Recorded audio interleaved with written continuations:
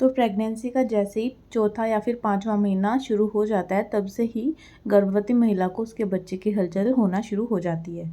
तो किसी किसी के साथ क्या होता है कि कभी कभी आपके बच्चे की हलचल आपको बहुत ज़्यादा महसूस होने लग जाती है और कभी कभी बहुत कम होती है।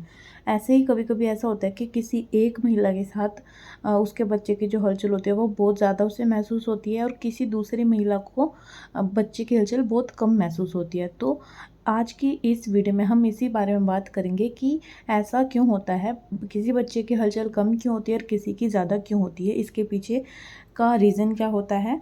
तो चलिए वीडियो को शुरू करते हैं। तो नॉर्मली क्या होता है कि जब आप अल्ट्रासाउंड करवाने जाते हैं तब आपको पता चल जाता है रिपोर्ट में कि आपका कौन सा हफ्ता लग चुका है। तो होता क्या है कि 16 हफ्ते से लेकर 24 हफ्ते के अंदर अंदर आपको बच्चे की हलचल महसूस होना शुरू हो जाती है। इससे ज़्यादा लेट आपको नहीं होता। 24 हफ्ते से बहुत पहले ही आपको बच्चे की हलचल होना शुरू महसूस हो जाती है। जिनकी पहली प्रेगनेंसी होती है उनको थोड़ा लेट महसूस होती है, क्योंकि उनको कभी वो वाला एक्सपीरियंस नहीं हुआ होता कि बच्चा जब हलचल करेगा तो उन्हें कैसा महसूस होगा। लेकिन अगर आपकी दूसरी प्रेगनेंसी है तो आपको आसानी से पता चल जाएगा कि आपके बच्चे की हलचल होना शुरू हो गया, क्योंकि आपने पहले भी ये सब फील कर लिया है। आपको पता है कि बच्चे की हलचल करने पर आपको कैसा लगेगा।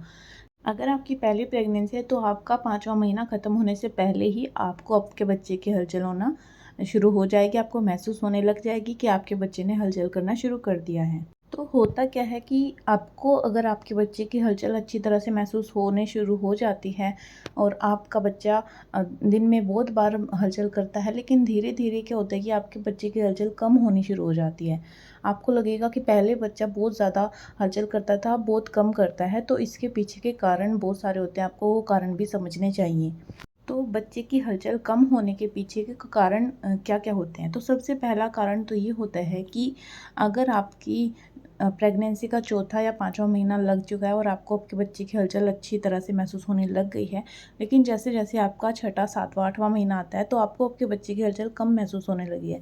तो इसके पीछे का रीज़न ये है कि आपकी प्रेगनेंसी तो आगे बढ़ चुकी है, लेकिन आपके बच्चे का वज़न बहुत ही ज़्यादा कम है। आपके बच्चे का वज़न उतनी तेज़ी से नहीं बढ़ रहा है जितनी तेज़ी से प्रेगनेंसी में बढ़ना चाहिए। तो अगर आपका बच्चा बहुत ज़्यादा कमज़ोर है तो वो अच्छी तरह से हलचल नहीं कर पाएगा, और करेगा भी तो वो आपको अच्छी तरह से फ़ील नहीं हो पाएगा। तो ये एक बहुत बड़ा कारण होता है कि अगर आपका बच्चा कमज़ोर है तो वो हलचल कम करनी शुरू कर देता है। तो इसके पीछे आपको डॉक्टर से ज़रूर इसके बारे में बात करनी चाहिए। तो बच्चे की हलचल कम करने के पीछे का दूसरा कारण क्या होता है, वो होता है आपके प्लेज़ेंटा की पोजीशन। अगर आप अल्ट्रासाउंड की रिपोर्ट उठाकर देखेंगे तो उसमें आपको पता चल जाएगा कि आपका प्लेज़ेंटा एंटीरियर है या पोस्टीरियर। अगर आपका प्लेज़ेंटा एंटीरियर पोजीशन में है तो इस वजह से भी आपका बच्चा कम हलचल करेगा, क्योंकि उसमें क्या होता है कि आपका प्लेज़ेंटा आगे की तरफ होता है, पेट की तरफ, और आपके बच्चा जो होता है वो प्लेज़ेंटा के पीछे होता है, मतलब कि आपकी पीठ की तरफ होता है। तो उस वजह से आपको बच्चे की हलचल आपके पेट पर ज़्यादा महसूस नहीं होती है।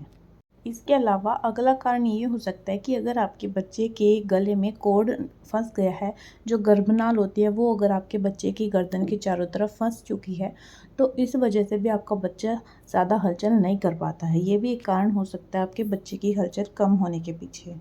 अगला कारण ये होता है कि अगर आपके घर में पानी की मात्रा कम है तो उसकी वजह से भी आपका बच्चा अच्छे से हिल-डुल नहीं पाता, अच्छे से हलचल नहीं कर पाता है। तो ये कुछ कारण होते हैं आपके बच्चे की हलचल कम होने के पीछे। अगर आपके बच्चे की हलचल कम हो चुकी है तो आपको समझ जाना चाहिए कि ये इनमें से ही कुछ ना कुछ रीज़न होगा जिसकी वजह से आपके बच्चे की हलचल होना कम हो गई है।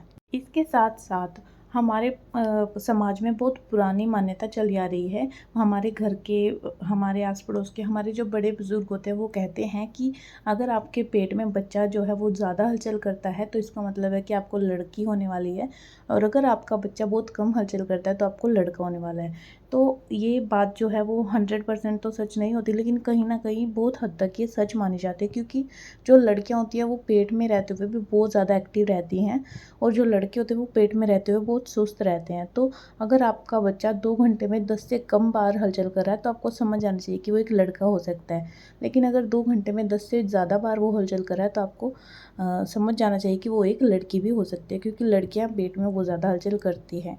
इनके पीछे कोई साइंटिफिक रीज़न तो नहीं नहीं होता, लेकिन फिर भी ये बहुत हद तक सही मानी जाती हैं। बहुत हमारे बड़े बुज़ुर्गों के एक्सपीरियंसेस के बेसिस पे ये सब बताया जाता है कि ऐसा हो सकता है। अगर आपकी ज़्यादा हलचल है तो आपको समझ जाना चाहिए कि आपको एक लड़की ही होगी। तो ये थी आज की वीडियो। अगर आपको अच्छी लगी हो तो इसे लाइक ज़रूर कर देना और मेरे चैनल को भी सब्सक्राइब कर देना। Thank you.